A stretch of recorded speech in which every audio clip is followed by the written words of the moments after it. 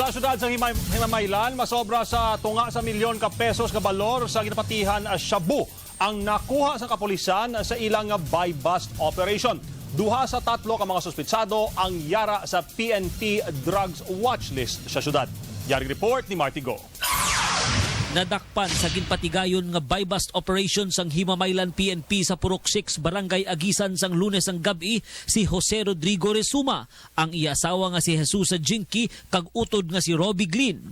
Suno sa PNP, ang mag-utod nga Resuma ang yara sa ila drugs watchlist.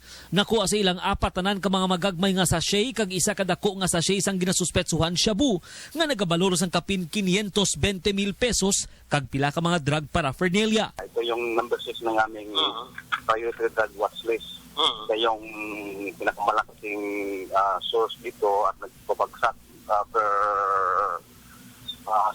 per purok, no? Pinupuntahan niya, binabagsakan niya ng mga items. Samtang nadakpan sang pulis ang isa pagid kahimata sa mga suspetsado nga si Glegen Resuma sa isa naman niya ka checkpoint sa amuman nga lugar. Magluwas nga wala na ka helmet, nakuha sa iyang duha ka mga sachet sang ginapatihan shabu kag isa ka .357 caliber pistol kag mga bala. Marty Go, ABS-CBN News.